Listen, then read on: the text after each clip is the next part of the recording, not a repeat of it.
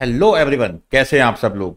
इस वीडियो में हम बात करने हैं इसी IPL economic commercial and intellectual property laws की जो प्रेपरेशन स्ट्रेटजी है उसके बारे में। तो सबसे पहले अगर इस चैनल पे आप नए हैं तो चैनल को सब्सक्राइब कर लीजिए और वीडियो को लाइक करना और शेयर करना ना भूलिएगा ताकि आपके जो फ्रेंड्स भी हैं वो भी इस वीडियो का फ़ायदा उठा सके। तो चलिए बेटा आगे बढ़ते हैं विदाउट वेस्टिंग योर टाइम। तो इसी आईपीएल में जैसे आपको पता है कि दो पार्ट हैं। एक क्या है कि पार्ट वन जो 60 मार्क्स का है और पार्ट टू जो इंटेलेक्चुअल प्रॉपर्टी राइट्स का है वो कितना है 40 मार्क्स का। अब क्वेश्चन ये आता है कि सर इसकी जो स्ट्रेटजी है वो क्या होनी चाहिए, पहले कौन से चैप्टर करने चाहिए, और बच्चे ये जरूर पूछते हैं कि चैप्टर छोड़ने कौन से चाहिए। बेटा ये ध्यान रखिएगा कभी भी जो सीए सीएस और सीएमए ये तीन जो कोर्सेज ऐसे हैं कि जहाँ पे आपको छोड़ना कुछ नहीं चाहिए। हाँ ये जरूर है कि जहाँ पे वेटेज बहुत कम है, वेटेज ना के बराबर है या बहुत रेयर आया है तो उसको लास्ट में कर सकते हैं और ऊपर ऊपर से देख सकते हैं, एक बारी ओवरव्यू ले सकते हैं। बट ऐसा कभी नहीं होना चाहिए कि आपने पूरा ही गिव अप कर दिया कि छोड़ ही दिया, तो वो काम नहीं करना। तो आपको मैं इस तरीके से स्ट्रेटजी बता देता हूँ, आप इस तरीके से कीजिए कि जिससे क्या है कि आपकी जो प्रेपरेशन है वो अच्छे से हो जाए और आप क्या है कि आपको ज़्यादा दिक्कत भी ना आए। तो सबसे पहले क्या करना है, आपने क्वेश्चन ये आता है बच्चे का कि सर पार्ट वन करें या पार्ट टू करें। तो मेरे हिसाब से बेटा क्या है कि पार्ट टू पहले आपने करना है। पार्ट टू जो है ये सीधे ही 40 मार्क्स का है और इसकी जो नंबर ऑफ पेजेस हैं यानी कि जो इसकी जो लेंथ है पार्ट बी की, पार्ट टू की जो लेंथ है वो बहुत कम है as compare to part one. ठीक है, टफ भी कम है as compare to group part one और उसके अलावा जो लेंथ है वो काफ़ी कम है। ठीक है, 10 नंबर कम है उसके कंपेरेटिवली, वहाँ 60 है या 40 है तो 20 का गैप है, कोई बात नहीं।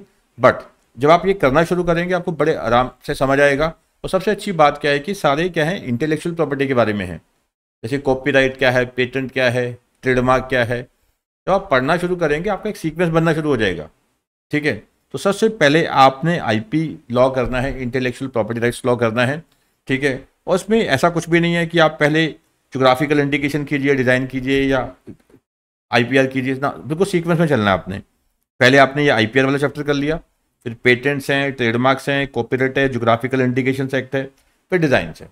तो यही जो सीक्वेंस दिया गया है इसको फॉलो करना है और सबसे पहले आपने पार्ट टू कवर कर लेना है, 40 मार्क्स पक्के करने हैं। तो आपके ये पार्ट टू कवर करने में अगर आप 2 to 3 आवर्स 2 से 3 घंटे केवल डेली बेसिस पे देते हैं तो आई एम श्योर कि आप इसको 15 से 20 दिन के अंदर कवर कर लेंगे। मैक्सिमम 15 to 20 डेज में आप अगर आप 2 to 3 आवर्स डेली भी देते हैं तो इस पार्ट जो 2 है इसको बड़े आराम से कवर कर सकते हैं, बड़े आराम से। ठीक है, उसके बाद चलते हैं पार्ट वन पे। सर इसको भी सीक्वेंस में करना है? ऐसे नहीं, इसको आपने सीक्वेंस में नहीं करना। मैं आपको एक तरीका बताता हूँ। इसमें क्या है कि आप पहले जो इजी चैप्टर हैं, स्कोरिंग भी है, पहले वो कवर कर सके, ना कि ऐसे किसी चैप्टर में फंस जाए स्टार्टिंग में कि आप आगे बढ़ ही ना पाएँ। क्योंकि कई चैप्टर में क्या होता है कि लेंथ बहुत ज़्यादा होती है, लैंग्वेज टफ होती है। ठीक है, तो जिस कारण से बच्चा वहीं फंसा रह जाता है, एक एक हफ्ता उसका मोरल डाउन होना शुरू हो जाता है कि इतने सारे चैप्टर बचे हुए हैं और इतना टाइम निकल गया। तो मेरी जो हमेशा स्ट्रेटजी होती है वो ऐसी होती है कि जिससे क्या है कि आपकी प्रिपरेशन आराम आराम से चलती रहे और आपको समझ भी आए सारा, और पहले जो स्कोरिंग है ईजी है वो पार्ट हो जाए। इसको मैं हमेशा पार्ट ए में रखता हूँ। ठीक है, चलिए अब क्या है कि पार्ट वन जो 60 मार्क्स का है उसकी प्रिपरेशन स्ट्रेटजी क्या होनी चाहिए उसके बारे में हम बात करने वाले हैं। ठीक है ना, चलिए सबसे पहले आपने क्या करना है बेटा, SEZ स्पेशल इकोनॉमिक जोन बहुत आसान है, बहुत आसान है, 5-7 नंबर का आता ही आता है, इजी भी है और स्कोरिंग भी है। पहले ये कर लिया, फिर नेक्स्ट आपने पकड़ना chapter foreign contribution regulation act, FCRA foreign contribution regulation act. ये चैप्टर फिर सेकंड नंबर पे आपने करना है। ठीक है, उसके बाद बेटा क्या है कि 3 चैप्टर एक जैसे हैं, 3 चैप्टर एक जैसे हैं और आपने फिर ये इकट्ठे ही करना है, एक एक करके बीच में जैसे मर्जी कर सकते हैं। पहले कर लीजिएगा prevention of money laundering act.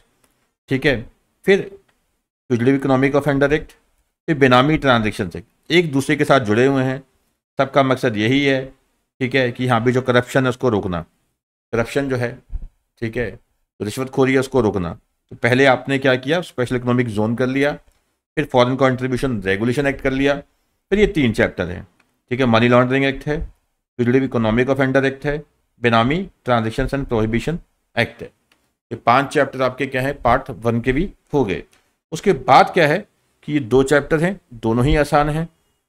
ठीक है, ये कंज्यूमर प्रोटेक्शन लॉ, ये एक्चुअल में लेंथ ही बहुत है, लेंथी बहुत है इजी है बट लेंथी बहुत है, ठीक है, लेंथी बहुत, इसको आप बाद में कर सकते हैं, ठीक है, इसको आप बेशक कहें कि इस चैप्टर को लास्ट में कर सकते हैं, कंज्यूमर प्रोटेक्शन लॉ को सबसे लास्ट में इस चैप्टर को कर लेना, इसमें बनता वही 3-4 नंबर का है बट लेंथी बहुत है, सबसे लास्ट में क्या है इसको आप कर लेना, ठीक है, इसको पहले मत कीजिएगा।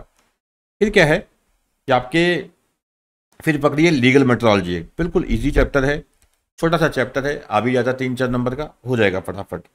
फिर आप कर सकते हैं रेरा, ठीक है, ये आया किस लिए था 2016 में, रियल एस्टेट को रेगुलेट करने के लिए। रियल एस्टेट में बहुत फ्रॉड होते हैं, कॉलोनाइजर्स हैं, कॉलोनी काट देते हैं, कुछ करते ही नहीं है, पैसे ले लिया, एडवांस ले लिया, कुछ किया ही नहीं, डेवलप ही नहीं करते, उस चीज़ को रोकने के लिए था ये गलत काम को, ठीक है। तो रेरा फिर आपने करना है, 7th हो गया आपका। फिर बेटा आप कर सकते हैं कौन से वाला, ठीक है, यहाँ पे आइए, वो छोटे छोटे चैप्टर्स हैं ये, ओडीआई, ठीक है, ये स्कोरिंग भी हैं, आते भी है इसमें, ठीक है, ओडीआई 8वां।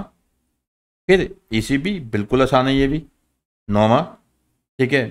फिर आप कर सकते हैं एफडीआई, थोड़ा लेंथी चैप्टर है बट आपको समझ आएगा, फॉरेन डायरेक्ट इन्वेस्टमेंट लेंथी है बट आपको समझ आएगा, ठीक है, 10th नंबर पे कर सकते हैं, ठीक है। अगर एफडीआई नहीं करना पहले तो आप ये भी कर सकते हैं, फेमा, बहुत ये आसान चैप्टर है बट स्कोरिंग है, ठीक है। तो आप फिर कीजिए कौन से वाला, फेमा कर लीजिए, फेमा के बाद आप कर लीजिए एफडीआई, ये एफडीआई का काफ़ी लिंक फेमा के साथ भी है, ठीक है।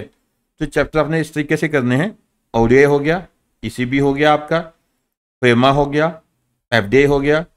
फिर आप कर सकते हैं बेटा क्या, foreign trade policy, foreign trade policy, ठीक है।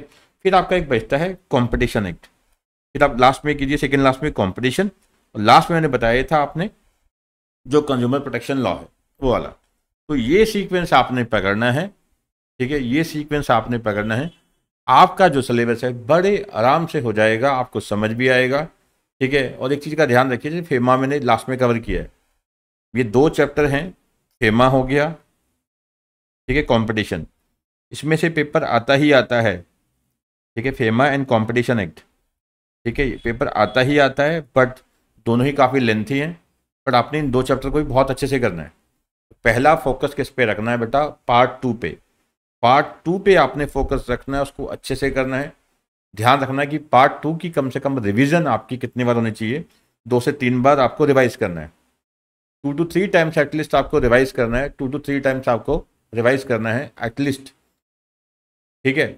क्यों, क्योंकि देखो पार्ट 2 जो है वो एक तो छोटा है, ईजी है, समझ आता है आराम से। अब टारगेट ये रखना है कि 40 में से एटलीस्ट 30 आपको लेने ही लेने हैं, 40 में से 30 आपको लेने ही लेने हैं।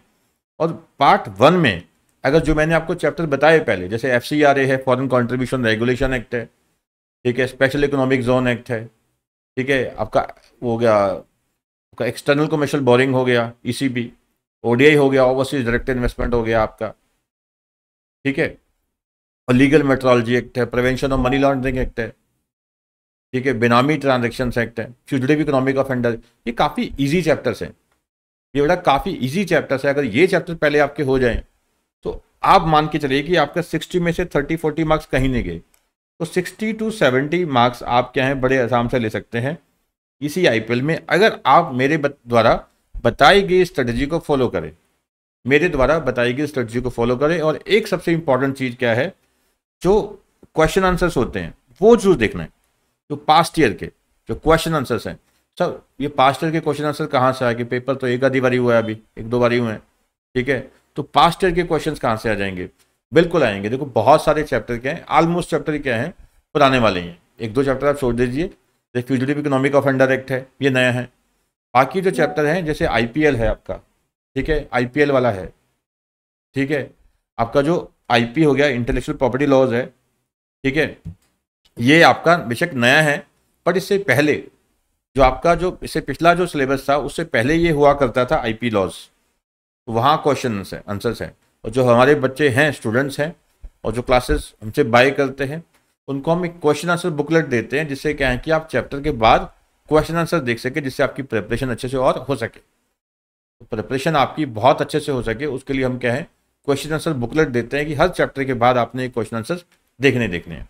तो लास्ट में फिर वही मैं कहूँगा, अगर आप चैनल पर नए हैं तो चैनल को सब्सक्राइब कीजिए, और अगर आप हमारी क्लासेस बाय करना चाहते हैं तो डिस्क्रिप्शन में लिंक दिया गया है वेबसाइट का, उसको क्लिक करके आप वेबसाइट पे देख सकते हैं। और बहुत ही अफोर्डेबल प्राइजेस पे और बेस्ट क्वालिटी लेक्चर्स क्या हैं अवेलेबल हैं, और पूरी हम गाइडेंस देते हैं बच्चों को कि किस तरीके से आपने क्या है प्रिपरेशन करनी है।